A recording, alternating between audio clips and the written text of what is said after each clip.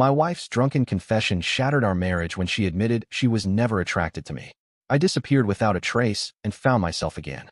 I, 33 still remember that night with perfect clarity.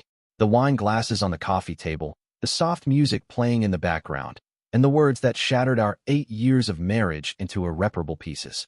It was our anniversary. I'd planned everything meticulously, her favorite restaurant, followed by drinks at home. The evening had been pleasant enough, though I noticed she seemed distant, checking her phone more than usual. I chalked it up to work stress. 3 glasses of wine later, her guard came down.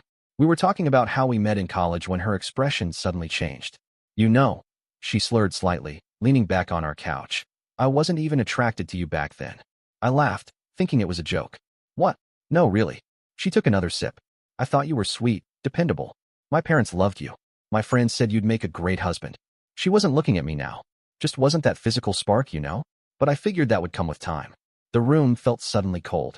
Are you saying you've never been attracted to me? In 8 years. She shrugged, a gesture so casual it burned. It's not that big a deal.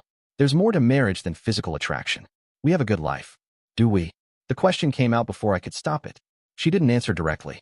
Instead, she said, some people never find someone who treats them well. I got lucky. Lucky. Like I was a lottery ticket with mediocre winnings. Better than nothing. I went to bed alone that night, claiming a headache. She passed out on the couch. I lay awake until dawn, replaying every moment of our relationship, wondering how I'd missed the signs. Had I been so desperate for love that I'd ignored her lack of desire? Had she been pretending during our intimate moments? Every memory was now tainted with doubt. The next morning, she was hungover and remembered nothing of our conversation. When I carefully brought it up, she laughed it off. That's ridiculous. Of course I'm attracted to you. I was drunk, probably joking. But I'd seen the truth in her eyes. Some things can't be unsaid. I went to work as usual, but nothing felt normal anymore. Over the next week, I watched her closely, how she avoided my touch, how her kisses seemed perfunctory. The signs had always been there. I'd just been blind to them. Then I found the texts. Not explicitly romantic, but intimate in a way that made my stomach turn. Long conversations with a coworker about their day, inside jokes, plans to meet for lunch. Nothing I could confront her about without seeming paranoid, but enough to confirm my suspicions. 2 weeks after our anniversary, I made my decision. I waited until she left for a 3-day conference. Then I packed my essential belongings, withdrew half our savings, leaving her more than enough to cover expenses, and left my wedding ring on the kitchen counter. No note. No explanation. Just gone. Hashtag update 1. 2 weeks after leaving. I'm writing this from a motel 3 states away. I've turned off my phone and created a new email address that I've shared only with my employer, who's been surprisingly understanding about letting me work remotely. The guilt comes in waves. Sometimes I think I should have confronted her, given her a chance to explain. But what explanation could possibly heal what's broken? I keep remembering her face when she made that confession, not malicious, just matter of fact. As if telling your spouse you've never desired them is a minor detail. My friends and family have probably been contacted by now. They're likely worried sick. But I can't face their questions yet. I can't bear to say aloud, my wife settled for me. I was convenient. I've spent countless hours wondering if I overreacted. Then I remember the text to her coworker. Lunch was the highlight of my day. When was the last time I was the highlight of anything for her? Hashtag update 2. 1 month after leaving. I've rented a small apartment and bought minimal furniture. Each day follows the same pattern. Work, gym, food, sleep. The simplicity is oddly comforting.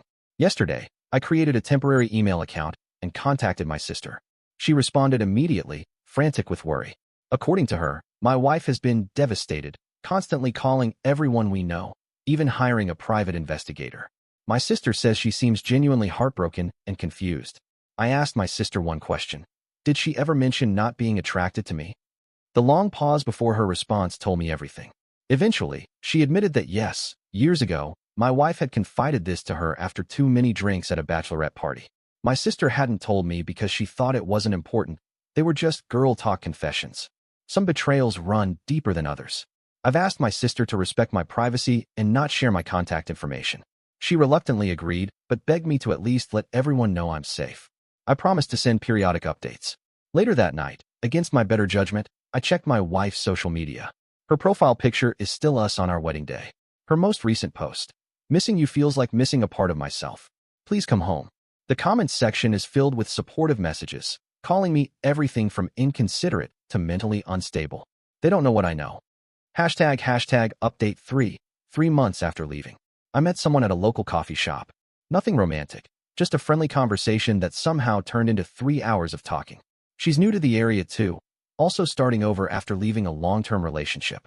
He cheated, she explained simply. Everyone told me to give him another chance. That men make mistakes.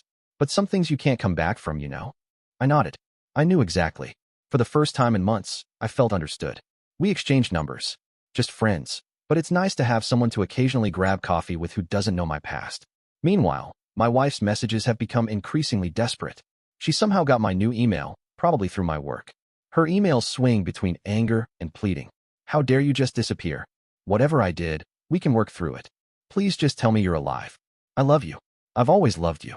That last one feels like the cruelest lie. I finally sent her a brief response. I'm safe. Please don't contact me again. When I'm ready to talk, I'll reach out. Her reply came minutes later. I don't understand what happened. Was it something I said that night? I was drunk. I don't even remember what we talked about. I didn't respond. Some truths are too painful to acknowledge. Hashtag update 4. 6 months after leaving. I've started therapy. My therapist suggested that perhaps my wife's drunken confession triggered deeper insecurities that I've carried my whole life. She may be right. Growing up as the overlooked middle child, I've always feared being the second choice, the compromise option. But that doesn't change what my wife said or the truth behind her words. I've established a new routine. Made a few friends. Even went on a date last week. Nothing serious. But it felt good to be seen as desirable. My sister tells me my wife has stopped the frantic searching. She's in therapy too. Apparently, she's realized there were problems in our marriage that she'd been ignoring. Too little, too late. I've been thinking about closure. Do I owe her an explanation? Do I owe myself a final conversation? I'm not sure yet. Hashtag final update. 1 year later.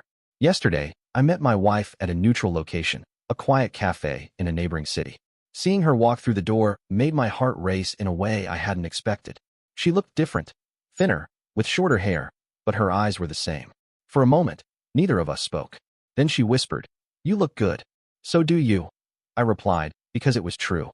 The conversation that followed was the most honest we'd ever had. She admitted remembering what she'd said that night, though she'd been too ashamed to acknowledge it. She explained that she'd confused comfort with lack of passion, that she'd grown up believing marriage was about stability, not desire. "I didn't realize what I had until you were gone," she said. "And I didn't understand that what I felt for you was deeper than some superficial attraction. It was comfort, yes, but also respect, admiration, love." I told her about my journey this past year. The pain, the healing, the slow rebuilding of my self-worth. How her words had shattered something fundamental between us that couldn't simply be glued back together. "Are you seeing someone?" she asked finally. Casually, I admitted. "Nothing serious yet." She nodded, eyes downcast. "I haven't. Couldn't. Not when I keep hoping." I reached across the table and took her hand. It felt both familiar and strange. "I didn't leave to punish you. I left to find myself." "And have you? Found yourself?" I considered the question carefully. "Getting there. I know now that I deserve someone who desires me completely, mind, heart, and body. Whether that's you, someone else, or no one at all for a while, I'm still figuring out." We talked for 3 hours. About the good memories, the missed signals, the paths not taken. By the end, we both knew that whatever happened next would be a choice made with open eyes. As we stood to leave, she asked, "Do you think we could try again? Not immediately, but someday? Start slow, date again, see if there's something worth rebuilding?" I didn't say yes. I didn't say no. Instead, I said, "I need more time. But I'll call you when I'm ready to talk about possibilities." For the first time in a year, those words felt honest. Not a dismissal, not false hope, just the truth. Walking away from that cafe, I felt lighter somehow. The weight of unanswered questions had been lifted. In its place was something unexpected, not certainty, but possibility. And for now, that's enough.